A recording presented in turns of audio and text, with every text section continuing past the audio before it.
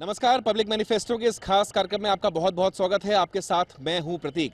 तो लोकसभा चुनाव की रणभूमि तैयार है, चुनावी बिगुल बज चुका है। बीजेपी, कांग्रेस समेत अन्य सियासी दलों ने उम्मीदवारों की घोषणा भी कर दी है। अब बारी है आम जनता के बीच जाने की, उनसे वादे करने की, उन तमाम मुद्दों को भी कहीं ना कहीं समझने की आखिर जनता क्या कुछ चाहती है कि इस बार लोकसभा चुनाव 2024 में सरकार उनके लिए क्या कुछ करे, या उनकी संसदीय क्षेत्र में आखिर विकास के वो कौन कौन से मुद्दे और मसले हैं। पब्लिक मैनिफेस्टो जो कि कार्यक्रम का नाम है, तो बीएसटीवी आम जनता का घोषणा पत्र तैयार कर रहा है। इस घोषणा पत्र में उन तमाम मुद्दों और मसलों को शामिल किया जाएगा जो आम जनता सोचती है कि उनके विधानसभा के साथ साथ लोकसभा क्षेत्र में क्या कुछ होना चाहिए, विकास का पैमाना और किस प्रकार का एक ढांचा तैयार होना चाहिए। उन तमाम मुद्दों को भी हम आम जनता से समझते हैं। बहरहाल जबलपुर की लोकसभा सीट में हम आ पहुंचे हैं। पहले यहाँ की तस्वीर को देखते हैं, यहाँ के मुद्दों को समझते हैं और फिर उन तमाम मुद्दों को लेकर के हम बीजेपी, कांग्रेस या फिर अन्य सियासी दलों के साथ सार्थक चर्चा करते हैं। पहले चलिए देखते हैं जबलपुर लोकसभा सीट की तस्वीर।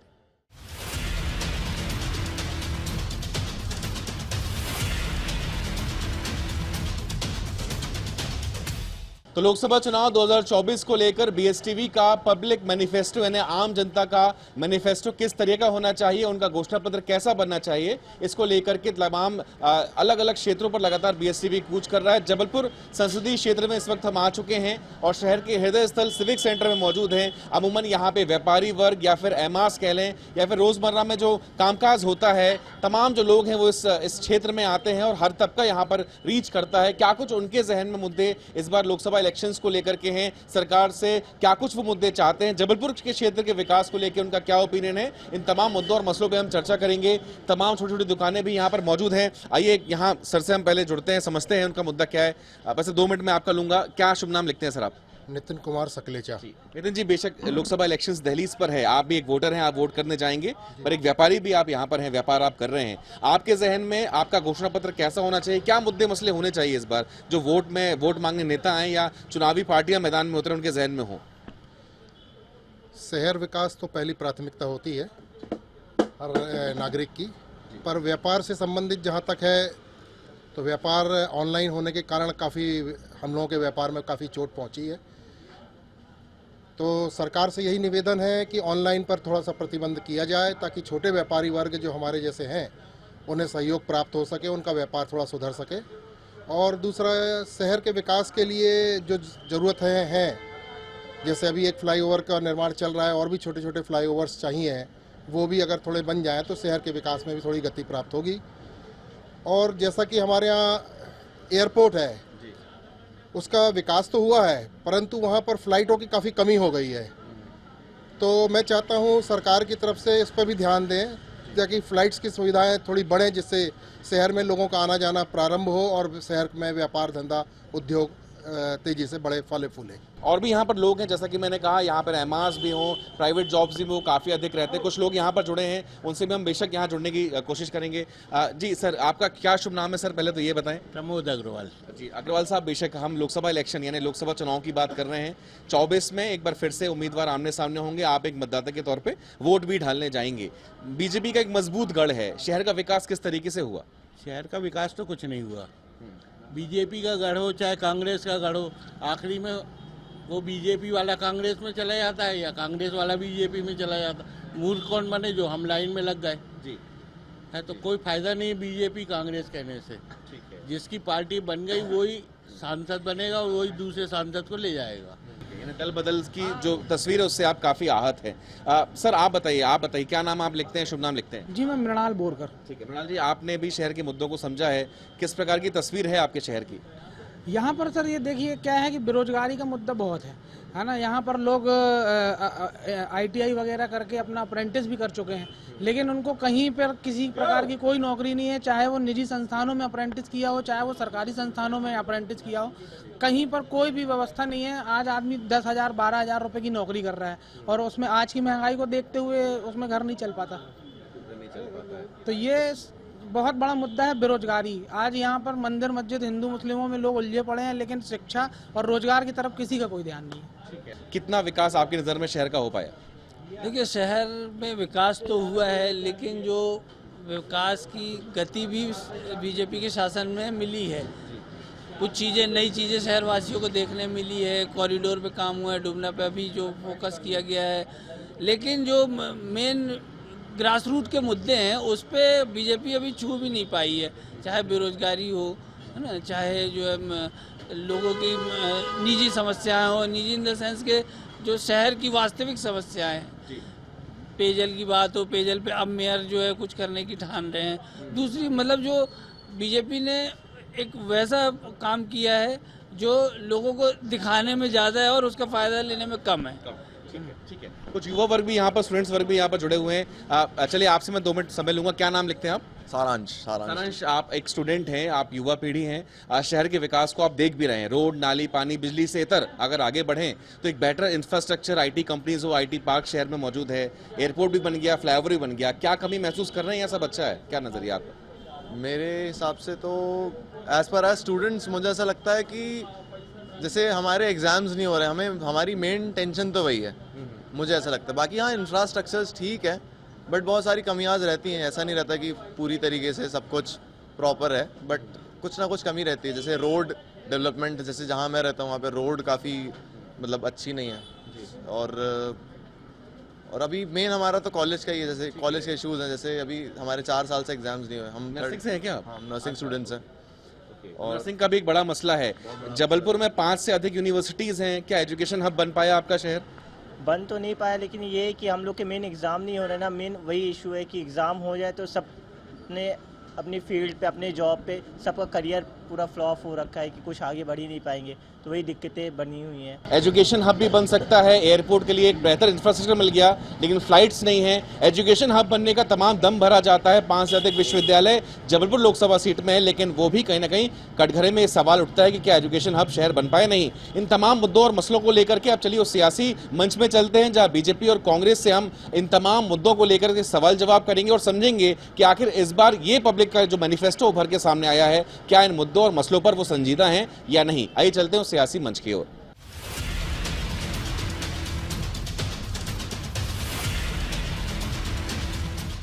पब्लिक मैनिफेस्टो में सियासी मंच तैयार है, तमाम मुद्दों को हमने समझ लिया है और आम जनता का घोषणा पत्र कैसा होना चाहिए जनता ने खुद अपनी जबानी बताई है। महाकौशल का एपिसेंटर हम कह सकते हैं संस्कारधानी जबलपुर, जो 28 साल से लगातार बीजेपी के कब्जे में है। फिलहाल के मसलों को अगर देखा जाए तो एक एजुकेशन हब की संभावना यहां पर पुरजोर तरीके से उठ रही है। एयरपोर्ट बनकर तैयार है, फ्लाइट्स की कमी है, इसके अलावा तमाम जो भौतिक रूप से जो विकास कार्य होने चाहिए, जनता ने उन तमाम मसलों को समझा भी है और हमसे साझा भी किया। बहरहाल बीजेपी के लोग हमारे साथ है, कांग्रेस के लोग हमारे साथ हैं, आम आदमी पार्टी से भी और कुछ आम जनता भी हमारे से जुड़ी हुई है। पहला जवाब बीजेपी से ही, जो कि 28 साल से इनकी सत्ता है, और इनसे ही जवाब की शुरुआत करेंगे। वरिष्ठ नेता हमारे साथ यहाँ पर कमलेश अग्रवाल जी जुड़े हुए हैं। कमलेश जी, 28 साल से लगातार जनता का साथ और निरंतर जो आंकड़ा है जीत का वो बढ़ता गया, वजह क्या? वजह तो पूरे जबलपुर को मालूम है कि जब लगातार 28 साल की आप बात कर रहे हो तो सिद्ध होता है कि भारतीय जनता पार्टी ने किस प्रकार से विकास के काम किए। और मुझे तो ऐसा लगता है कि इस बार जो चुनाव होंगे, जबलपुर के जो लोकसभा के चुनाव होने जा रहे हैं, हमको जीत की चिंता नहीं है। हमें चिंता इस बात की है कि हम कितने लाखों से जीतेंगे, क्योंकि आपको मालूम है कि जबलपुर में आज जो विकास हुआ है, कभी भी आपने कांग्रेस की सरकार में आज तक इस प्रकार का विकास नहीं देखा। और मुझे ऐसा लगता है कि यहाँ कांग्रेस का कैंडिडेट ढूंढने में भी दिक्कत जा रही है। कहीं ना कहीं जाकर इस बात की भी हम लोग को चिंता है कि कांग्रेस से कोई लड़ेगा कि भी नहीं लड़ेगा, कहीं ऐसा ना हो कोई निर्दलीय लड़ जाए। ठीक है, कोई लड़ेगा या नहीं लड़ेगा? सौरभ जी जवाब दीजिए। आशंका कुशंका है कि शायद कोई मिल ही नहीं रहा है उम्मीदवार। अब कमलेश भाई का तो अंदाज पूरा जबलपुर शहर जानता है। उनकी आशंकाएं, शंकाएं, कुशंकाएं सब उल्टी पड़ती हैं। जहां तक भाई साहब विकास की बात कर रहे थे, एयरपोर्ट बन के तैयार है मगर फ्लाइट नहीं है। जबलपुर में 7 यूनिवर्सिटी हैं, जबलपुर का बच्चा बाहर पढ़ने जा रहा है। जबलपुर में अस्पताल है, लेकिन इलाज करने के लिए नागपुर जाया जाता है। तो जबलपुर के जो हाल है 28 साल से इस शहर की जनता ने देखा है। आप खुद इस बात को देखते होंगे, जबलपुर का जो नौजवान है बहुत अधिकतम 12वीं तक यहाँ पढ़ने की इच्छा रखता है। उसके बाद यहाँ से पलायन करके बम्बई, दिल्ली, पुणे, हैदराबाद जाके वहाँ पढ़ाई करता है और वहीं पर बस जाता है।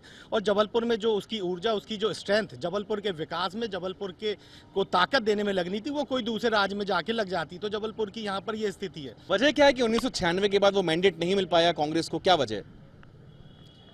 ये तो पब्लिक का अपना अधिकार होता है, वो किसको वोट दे ना दे। जी, वजह ये थी कि झूठ का बोलबाला है और झूठ इतनी ताकत से और इतनी तेज बोला जा रहा है कि आम व्यक्ति भी जो है वो अपने अपने विवेक से उस बात को ये नहीं चिन्हित कर पा रहा कि सही क्या है गलत क्या है। जैसे कई बार चौरस्ते पे हम जब छोटे थे तो हम मदारियों का खेल देखते थे और उससे वो सैकड़ों लोगों को अपने आसपास बैठा के रखते थे और जबकि उस पोट्री के अंदर कुछ नहीं होता था। ठीक ऐसे ही वर्तमान की भाजपा की सरकार है, पोट्री के अंदर कुछ नहीं है पर दिखाया ऐसा जाएगा जैसे ये कल्चर स्ट्रीट लाइट ये लाइन जो बनाई गई थी इसमें भी लाखों रुपये खर्च किया गया भाजपा के शासनकाल में और इसको बड़ी बड़ी बातें की गई। पर आज आप इसके हालात इसकी स्थिति को देख सकते हैं कि क्या ये वाकई कल्चर स्ट्रीट लाइन है क्या ये इसकी विकास की जो है भारत को बता रहा है। जवाब लेते हैं। खोखली पोट्री लेकर के आप लोग उतरे हैं, क्या कहना प्रशांत जी आपका?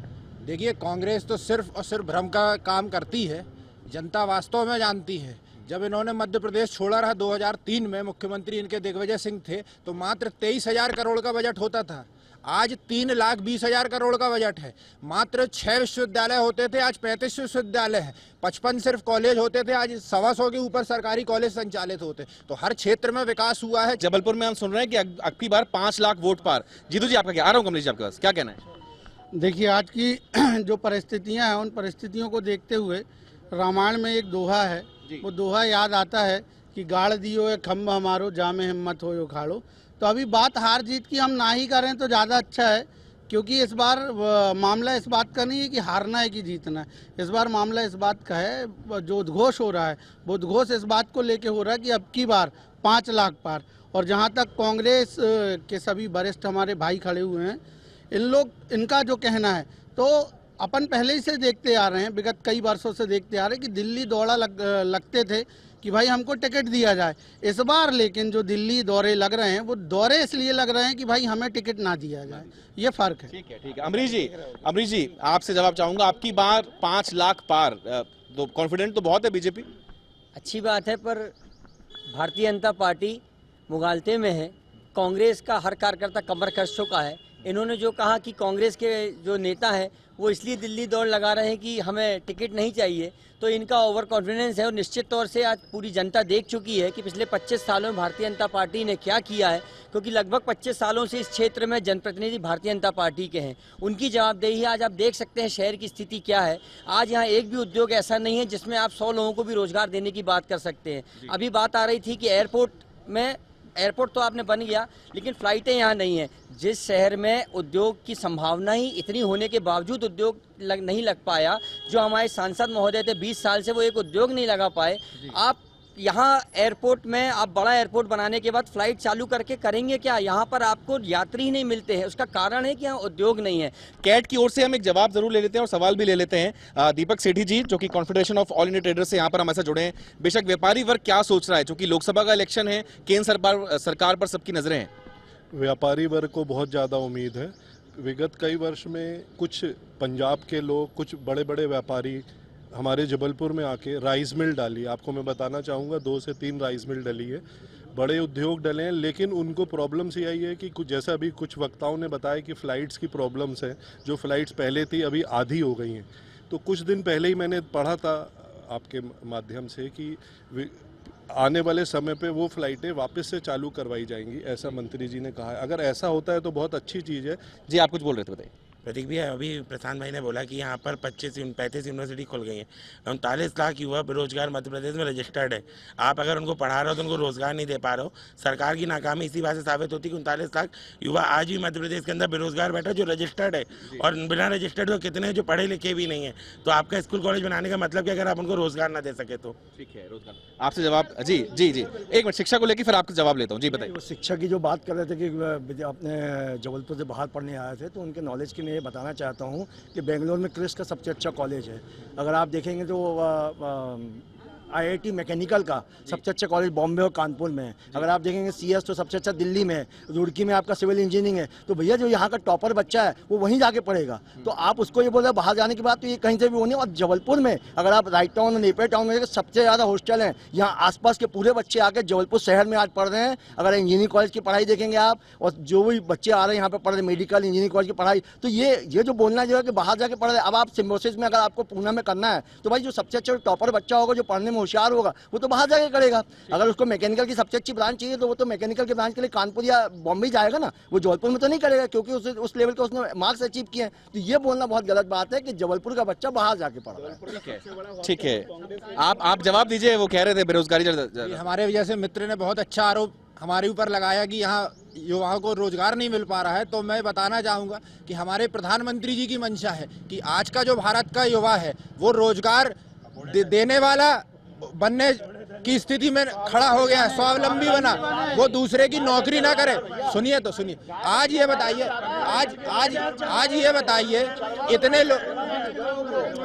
इतने लोगों को बिना गारंटी के बैंक का लोन मिल रहा है। कांग्रेस के समय आप पूछिए कि जब लोन लेने जाते थे तो 25 लिस्ट का एक कागज मिलता था कि इतने सब वो लेकर आ जाइए कागज। आज मोदी जी के उसमें मोदी जी स्वयं सरकार गारंटी ले रही है, युवाओं को पैसे मिल रहे हैं, रोजगार खड़े हो रहे हैं। ये किस मुंह से बात करते हैं कि सरकार ने युवाओं के लिए काम नहीं किया। बीजेपी महिला मोर्चे से भी हैं जी, क्या कहेंगी? 50% आरक्षण आपकी सरकार ने दिया है, क्या कुछ मुद्दे हैं आपके जहन में इस बार लोकसभा इलेक्शंस को लेके? मुद्दे तो एकदम साफ है कि जहां मोदी जी हैं तो वहाँ सब कुछ है। और मोदी जी ने जो हम लोगों को इतना बहनों को सम्मान दिया, शायद ही किसी पार्टी में मिलता होगा। आप देखिए जल से लेकर आसमान तक सिर्फ बहनें ही बहनें आपको दिखेंगी। और स्व सहायता समूह के उससे आपने देखा है कि घर घर में बहनें जो बैठी हुई थी वो सारे के सारे अपने पैरों पे खड़ी हो चुकी हैं, हाँ, स्वावलंबी बन चुकी हैं। इतना सशक्त बना दिया है मोदी जी ने हम बहनों को कि हमें गर्व होता है कि हमारे देश के प्रधानमंत्री सम्मानीय मोदी जी हैं। ठीक है, महिलाओं को आत्मनिर्भर बनाया है। एनएसयूआई का क्या कहना है इस बार लोकसभा इलेक्शंस को लेके? टीकाराम जी, फिर आपका वक्तव्य लूंगा जी। अभी दीदी बोल रही थी कि महिलाओं को बहुत सुरक्षित है, बेटी पढ़ाओ, बेटी बढ़ाओ, बेटी बचाओ। मैं यही दीदी से कहना चाह रहा हूँ, आज 10,000 मेरी बहनें रो रही है खून के आंसू। 3 साल से पेपर नहीं हो रहे नर्सिंग कॉलेज के। 11 कॉलेज में, सरकारी कॉलेज में एक पात्र पाया गया, इंदौर का कॉलेज। 10,000 लड़कियां पेपर नहीं दे पा रही हैं। सरकार ने अपनी नाकामियों को छुपाने के लिए न्यायालय में अपील करी कि हमको परीक्षा का मान्य करा जाए अनुमति कॉलेज में, जिसमें भारतीय जनता पार्टी के सबसे ज्यादा भारतीय जनता पार्टी के कॉलेज हैं। अपनी नाकामियों को क्यों छुपा रहे हैं? क्या कहना आपको टीकाराम जी? देखिए, महिला आरक्षण की बात सबसे पहले माननीय दिग्विजय सिंह जी मुख्यमंत्री जी ने दिया था मध्य प्रदेश में महिलाओं को आरक्षण, ठीक। और इसी तरह से आप जो बात कर रहे हैं 2 करोड़ लोगों को रोजगार देने की बात हुई थी, क्या हुआ भैया? कितने लोगों को रोजगार दिया? हजारों करोड़ लोगों की नौकरियां चली गई। ये जबलपुर शहर में आप देखिए, ये फैक्ट्रियां थी, क्या हुआ? आपने 2017 में एक अधिनियम बना दिया कि जो 3 साल तक खाली रहेगी वो पद समाप्त। अब भर्ती कहाँ से होंगी भैया? पहले ही आपने अधिनियम बना दिया। इस कारण से बेरोजगारों की बहुत ज्यादा, और किसानों की आय डबल करने की बात की गई थी।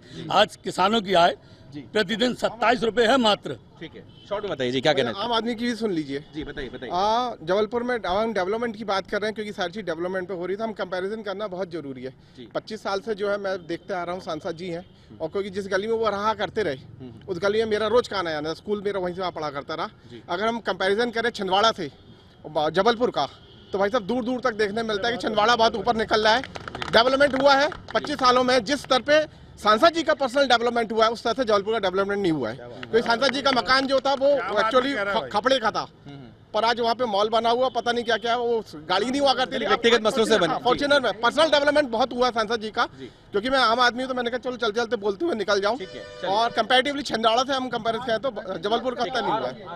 जी कमलेश जी बताइए। सांसद जी का अभी ये जो हमारे विपक्ष के लोग, कांग्रेस के लोग जो बोल रहे थे, मैं उनसे एक बात कहना चाहता हूँ कि आप लोग यहाँ खड़े होकर इतनी बड़ी बड़ी बात कर रहे हैं कि 28 साल से 20 साल से कोई काम नहीं हुआ, ये हुआ वो हुआ, नर्सिंग कॉलेज में भ्रष्टाचार हुआ, कहीं इसमें भ्रष्टाचार हुआ। मैं ये कहना चाहता हूँ कि आप विपक्ष में रह के आपने इसकी भूमिका क्यों नहीं निभाई? क्योंकि आप खुद सेट थे। आपने जितने कांग्रेसी थे ये सब अधिकारियों से सेट थे, इन्होंने कभी विरोध नहीं किया।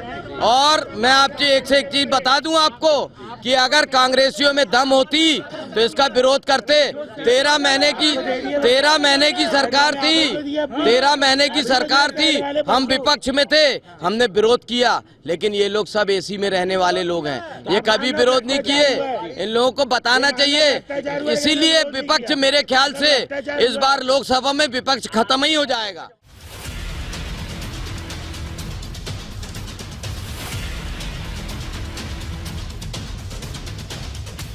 इस बार का इलेक्शन में जो आपका दावा है 400 पार, तो जबलपुर लोकसभा सीट के कौन से ऐसे विकास के मुद्दे हैं जिनको लेके आप जनता के बीच जा रहे हैं? निश्चित रूप से देखिए 20 साल की बात कर रहे हैं, अभी 10 साल हमारे सांसद जी जो थे उन्होंने सरकार के दौर में शासन हमारी सांसद जी ने यहाँ किया। 10 साल में जो विकास के अभूतपूर्व कार्य हुए, चाहे 4200 करोड़ का रिंग रोड बन रही हो आपका, चाहे फ्लाईओवर बन रहा हो, चाहे लम्हेटा की रोड बन रही हो, चाहे कनेक्टिविटी की बात हो, चाहे जबलपुर से लखनऊ की रोड की बात हो। आज निश्चित रूप से प्रतीक भैया जबलपुर जो एक पिछड़ा गांव का भूमिका थी, आज वो बदलकर विकसित राज्य की विकसित शहर की भूमिका में आया है जबलपुर। पंकज जी, विकास की एक लंबी फेहरिस्त है बीजेपी के पास और यही वजह है कि वो जनता के बीच जाएगी, क्या जवाब? कैसा विकास, कौन सा विकास, वो तो इन लोग बता रहे हैं, तो सबको पब्लिक को दिख रहा है और पूरी जनता देख रही है कि विकास के नाम पे सिर्फ भ्रष्टाचार। आप बताइए कि आप 2-2 महीने में 17,500 करोड़ रुपए अभी 2 महीने में मोहन सरकार ने लिए, तो आखिर कैसे आपका अपने पास, और आप बोल रहे 23,000 करोड़ का बजट था दिग्विजय सिंह के कार्यकाल में, आज वो हमारा कहाँ पहुँच गया? तो सिर्फ कर्जे के दम पे आप काम कर रहे हैं। आप अपनी इनकम तो बनाइए, आप कर्जे के दम पे लाके विकास के गुण गा रहे हैं और सिर्फ भ्रष्टाचार कर रहे हैं। और अभी हमारे एक भाई ने बोला था, आम आदमी ने बोला था, आम आदमी बोल के गया कि हमने भ्रष्टाचार देखा है और भाजपा के सारे नेता यहाँ खड़े हैं, इनका भी विकास हम देख रहे हैं। अयोध्या जी, फिर भी इस बार के लोकसभा इलेक्शंस में कांग्रेस संघर्ष की बात कर रही है। जीत फिलहाल दूर है, लाजमी है, लेकिन किस तरीके का संघर्ष रहेगा ये? नहीं, ऐसे कैसे कह सकते हैं आप जीत दूर है? कोई भी आदमी बैटल में आता है तो लक्ष्य लेके आता है, कार्य योजना होती है, मिशन होता है, तैयारियां होती हैं, है ना? लफाजी में जीतते आ रहे हैं, भावनाओं के साथ खेलते आ रहे हैं तो जीतते आ रहे हैं। 339 करोड़ की लॉ यूनिवर्सिटी है जो बननी है, 250 करोड़ रुपए अभी भी 2018 से पेंडिंग है। छात्रावास बस बना हुआ 125 एकड़ में, बताएं जरा कहाँ है ब्रह्मोस सेंटर की क्या स्थिति है? माननीय सांसद जी उल्टे पांव हो गए ब्रह्मोस सेंटर में, ब्रह्मोस सेंटर में उल्टे पांव हो गए। प्रतीक जी ये लोग शालीनता की चादर नहीं ओढ़ते, दिक्कत क्या? एक फ्लाई ओवर है, ऐसा नाच रहे हैं कि क्या बताएं हम आपको। ये 4 किताबों में रीवा जब मैं क्रिकेट खेलता था तो कहते थे हम लोग एक आम बोलचाल में कि सो के उठ के जाएंगे और हम उनको हरा देंगे। आज 6 फ्लाई ओवर है, एक फ्लाई ओवर में इतना दम भर रहे हैं जिसकी कोई सीमा नहीं। चौथी बात इन्वेस्टर्स मीट शायद ये भूल गए होंगे, हजारों करोड़ों के MOU, LOI, letter of intent, EOI, expression of interest, क्या साइन करा दिया, पागल कर दिया इन लोगों ने। जमीन पे शून्य। जवाब दीजिए भैया ये अयोध्या भैया बहुत अच्छा बोलते हैं, लेकिन दिक्कत ये है कि अयोध्या भैया केवल कैमरे के सामने अच्छा बोलते हैं, अपने नेताओं के सामने नहीं बोल पाते हैं। इस जबलपुर की कांग्रेस का कोई धनी दोहरी दिखाई नहीं देता, न नगर अध्यक्ष, न नेता प्रतिपक्ष, न लोकसभा का उम्मीदवार, लोकसभा का कोई नहीं है। आप बताओ, और ये MOU की बात कर रहे हैं, LOU की बात कर रहे हैं, तो पहले ये बताइए कि आपने किया क्या? आपने कभी कुछ नहीं किया, तब तो 28 साल से बाहर हैं। यदि कुछ किया होता, विश्वास बनाया होता, तो 28 साल में एक आध बार आपके वापसी आने की उम्मीद तो बंधी होती, लेकिन आपकी वापसी की उम्मीद तो ठीक है। आपका हर साल 2 लाख, 3 लाख, 5 लाख और इस बार तो लोग 7 लाख की भी बात करने लगे। इसका मतलब है कि लगातार आपका अविश्वास बढ़ रहा है। बेशक संस्कार धानी में हमें मां नर्मदा भी एक ज्वलंत मुद्दा हमेशा सियासत का भी रही है, इस बार क्या कुछ लग रहा है? मां नर्मदा जी को भारतीय जनता पार्टी की सरकार ने इतना स्वच्छ कर दिया है कि जिसका हिसाब नहीं। यही कांग्रेस की सरकार थी तो वहाँ नाले नर्मदा सब मिलते रहे, इस बार सब फिल्टर प्लांट लगे हैं, सारी चीजें लगी हुई है। और मैं इन लोग को, कांग्रेस के भाई लोग को बता दूं कि 20 साल में सांसद जी ने यहाँ पर इतने काम करा दिए हैं कि उंगली पे गिनना मुश्किल है। 21 ट्रेनें चालू कराई है, मध्य प्रदेश का सबसे लंबा फ्लाईओवर जबलपुर में है, दुनिया अपनी इंडिया की सबसे बड़ी 2nd नंबर की रिंग रोड जबलपुर में दी है। IT पार्क भूल गए आप, IT पार्क में इतनी कंपनियां आ गई हैं, रोजगार लोगों को मिल रहा है। इलेक्ट्रल बॉन्ड का ये मुद्दा उठा रहे थे जी। तो इलेक्ट्रिकल बॉन्ड के लिए उन्होंने बोला हुआ था, स्टेट बैंक ने बोला कि हम आप लोग पता करके बताते हैं। जब सुप्रीम कोर्ट ने उनको बोला तो उन्होंने 24 घंटे में नाम दिया, वो नाम डिस्क्लोज हो जाएंगे, उसमें कांग्रेसियों का भी नाम है, उसमें सबका नाम है। कांग्रेस को भी मिला हुआ है, कांग्रेस को मिला है, आम आदमी पार्टी को मिला हुआ है, सबको मिला हुआ है, तो सबके नाम आएंगे। केवल बीजेपी ने पैसे नहीं लिया हुआ है। तो अगर ये बोल रहे हैं तो वो गलत बोल रहे हैं जी। कांग्रेस के भाई बोल रहे हैं, कांग्रेस के भाई बोल रहे हैं कि कांग्रेस के हर कार्यकर्ता ने कमर कस ली है, जरूर करी है, कमर कसी है, वो भी भाजपा में आने के लिए। सब लाइन से चले आ रहे हैं भाजपा में, सब लाइन से चले आ रहे हैं। जी बताइए। देखिए, लाइन से चले आ रहे हैं, बिल्कुल भाई साहब का कहना है। जितने भी अधिकारी रिटायर हो रहे हैं, चाहे चीफ जस्टिस रहे हो, चाहे बड़ी बड़ी संस्थाओं के चेयरमैन हो, वो सब भाजपा में चले आ रहे हैं, क्योंकि भाजपा के 10 साल के राज में सबने बहुत मोटा माल कमाया। हमारे भाई अभी इलेक्टोरल बॉन्ड के बारे में इतने हल्के से जवाब दे दिया था, जैसे रसीद काट के चुनावी चंदा देने की बात हो। जब उस बात में अगर इतनी गंभीरता नहीं थी, तो आपने कानूनों में संशोधन करके इस बात पे एक बैरियर क्यों लगाया था कि इसकी जानकारी आम जनता नहीं जान सकती। जब माननीय उच्चतम न्यायालय ने आदेश करा कि चुनाव नजदीक है, शीघ्र अतिशीघ्र ये जानकारी मिलना चाहिए, और जिस दिन वो लिस्ट आ गई प्रतीक भाई, आप देख लेंगे किन किन के यहाँ ईडी के छापे पड़े हैं, किन किन के यहाँ वो छापे के बाद जो कार्रवाई है वो होल्ड कर दी गई। कुछ कौन कौन लोग ऐसे हैं जिनके यहाँ ईडी की छापामारी नहीं करी गई और उन्हें कितना भारतीय जनता पार्टी को चंदा दिया है। इलेक्टोरल बॉन्ड पे चर्चा ना हो तो हमारे वो भाई अभी बता रहे थे कि हमने सीएए लागू कर दिया, इलेक्टोरल बॉन्ड पे ये क्यों कुछ नहीं बोलते? उस मामले पे जनता का ध्यान ना जाए तो हमने सीएए लागू कर दिया। हाँ, हमारे साथ छात्र भी हैं। जी बताइए बताइए, क्या बोलना चाह रहे हैं? जिस तरीके से अभी इन्होंने कहा कि 28 साल भारतीय जनता पार्टी ने राज किया, तो मैं तो ये बोलूँगा सबसे पहले कि सौभाग्य न 100 दिन सोता है, देखो आगे क्या होता है। और ठीक पास में ही अपने इंदिरा मार्केट में जो जोन कार्यालय बना है, वहाँ पे जिस प्रकार से कैबिनेट मंत्री जी का घर पास पे रहता है, उसके बाद भी वहाँ के अधिकारी लगातार घोटाले करते जा रहे हैं भारतीय जनता पार्टी के राज में। अगर एक विधवा पेंशन के लिए कोई वहाँ पे विधवा पेंशन, 1 मिनट सुनने का सामर्थ्य रखिए, अगर विधवा पेंशन के लिए एक महिला वहाँ पे जाती है तो विधवा पेंशन चालू करवाने के लिए 1000 रुपए मांगते हैं, और अगर समग्र आईडी बनवाने जाते हैं तो 500 रुपए मांगते हैं। और छात्र के साथ जिस प्रकार से छात्र गरीब वर्ग से आते हैं, उसके बाद भी आज तक छात्रों की स्कॉलरशिप नहीं आई। छात्र क्या दावा है जीत का और क्यों? देखिए प्रतीक भाई, मैं बता रहा हूँ कि प्रकृति, देखिए प्रकृति भी अपना न्याय करती है, और ये प्रकृति का न्याय होने जा रहा है कि इस 10 साल में जितनी इनने जो कारगुजारियां करी हैं, ये प्रकृति खुद इसमें सामने आके आम जनता के पक्ष में खड़ी हुई है। आप देख रहे हैं कि जिस तरीके से निर्णय आ रहे हैं, साफ तौर पे मोदी जी की जमीन खिसकी हुई है। अगर वे जीत रहे होते तो इतने इनको मैनिपुलेशन करने की जरूरत नहीं होती कि कहीं नीतीश कुमार पे डोरे डाल रहे हैं, कहीं केजरीवाल पे छापे पाड़ रहे हैं। बिल्कुल बेफिक्र रहिए, समय बहुत नजदीक। जहाँ तक ये बात कर रहे हैं, झूठे दावे कर रहे हैं, ये चीजें इनने विधानसभा में भी कही थी ना। इस पे मैं कहना चाहूंगा कि नाक दूर ना हंसिया, ज्यादा समय नहीं बचा, 2 महीने बाद इनको खुद पता चल जाएगा। और रही बात जो सांसद जी की बात, जो बात ये सांसद जी को कर रहे हैं ना, उनसे साफ और बेदाग छवि का नेता आज संस्कार धानी में नहीं है। और सुनो प्रतीक जी, मैं खुला आमंत्रण देता हूँ उन सबको, अगर ये एक प्रमाण ला के बता देना उस व्यक्ति के अगेंस्ट, तो मैं गारंटी आपके माध्यम से कह रहा हूँ कि राजनीति से उसी दिन संन्यास ले लूंगा, अगर एक प्रमाण ला। चलिए, समय कम है, बहुत सारे मुद्दे हैं, चर्चा के लिए रहेंगे। फिलहाल आज पब्लिक मैनिफेस्टो में जबलपुर लोकसभा से इतना ही। देखना होगा कि इस बार क्या बीजेपी जीत का जो अपना रथ है वो कायम रखती है, या फिर वाकई कोई जादुई बदलाव इस सीट पर देखने को मिलता है। आप सब देखते रहिए 20 टीवी, मध्य प्रदेश, छत्तीसगढ़।